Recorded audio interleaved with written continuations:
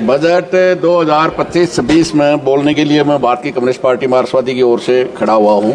और जहां तक बजट का सवाल है, जो समस्याएं इस देश का किसान, देश का गरीब, देश की नौजवान, आम जनता जिन समस्याओं से त्रस्त थी, उनमें एक कदम भी ये बजट हमें आगे ले जाने के लिए नहीं है। जिस तरह से सरकार ने वही हालत है जो 2022 में किसानों की आमदनी दूनी हो जाएगी।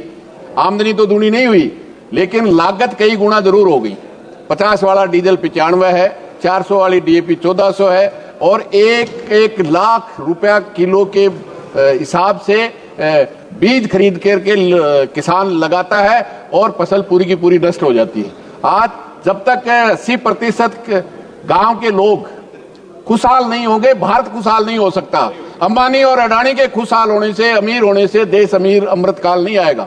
इस देश की 80% जनता जिनके खिलाफ ये लगातार बजट भारतीय जनता पार्टी की सरकार पिछले 10 साल से, और उसका नतीजा है कि देश में आर्थिक असमानता, न केवल पूरी दुनिया में सबसे ज्यादा कोई आर्थिक असमानता बढ़ाने का काम किया है तो भारतीय जनता पार्टी ने। आज पूरी दुनिया में सबसे बड़े आर्थिक असमानता है, आज उसी रास्ते पे आगे बढ़ रही है।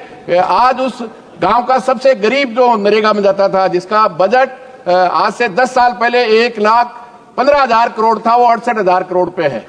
आज 3-3 साल से उनको पेमेंट नहीं होता। 100 दिन की गारंटी है, उसको आगे बढ़ाने की बजाय 100 दिन की बजाय 40 दिन भी काम नहीं मिलता है। और काम मिलने के लिए केवल उस गरीब का नाप होता है। इस देश के राजनेताओं का, सरकार का नाप नहीं होता, अधिकारियों का नाप नहीं होता। लेकिन क्योंकि गांव का सबसे गरीब नरेगा में, और उसमें भी 90% महिलाएं जाती हैं, उनके नाप ही नहीं किया जाता। सभापति महोदय, 2 दफा हाजिरी होगी, बाकी किसी की नहीं होगी, लेकिन उस गांव के गरीब जो सबसे ज्यादा महिला सशक्तिकरण की बात करते हैं, बेटी बचाओ बेटी पढ़ाने की बात करते हैं, लेकिन तमाम जगह शिक्षा में, चिकित्सा में, सब जगह उन कंपनियों को मालामाल करने का लिए बजट लेके आए। आज LIC में 100% विदेशी निवेश को छूट देकर न केवल छूट दे रहे हैं, बल्कि जो इस देश में इस 75 साल में संविधान लागू होने के बाद जनता के टैक्स से जो कुछ बढ़ा था, सार्वजनिक उपक्रम, उनको बड़ी बड़ी देशी और विदेशी कंपनियों को देने का काम कर रहे हैं। सभापति महोदय, मेरे प्रश्न के उत्तर में किस तरह से आम जनता को लूटने के लिए टैक्स 2014 में पेट्रोलियम पदार्थों से भारत सरकार को 3 लाख करोड़ रुपया मिलता था, वो अभी 2024 में गत साल तक 7,50,000 करोड़ रुपए का टैक्स लगा है।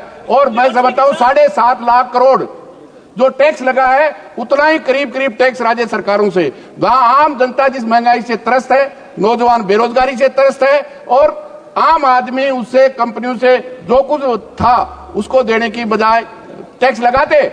मैं समझता हूं कि बड़ी बड़ी कंपनियों पे जो बिलियनर है, डॉलर में 200 बिलियनर हैं, उन पे 4% टैक्स लगाते, और वो जनता के लिए, शिक्षा के लिए, रोजगार के लिए, महंगाई कम करने के लिए वो जनता पे इनडायरेक्ट टैक्स को कम करते, तो मैं समझता हूं बात समझ में आती थी।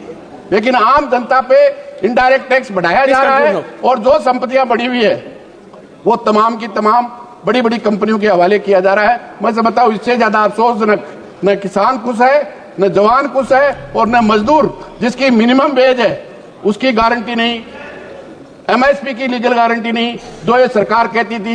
एक भी वायदा आम जनता से इस बजट में पूरा करने की बजाय, जो प्रधानमंत्री कहते हैं कि मेरा 56 इंच का सीना है, अभी कंक्लूड कर रहा हूं सभापति महोदय, जो कह रहे थे देश में डंका बज रहा है।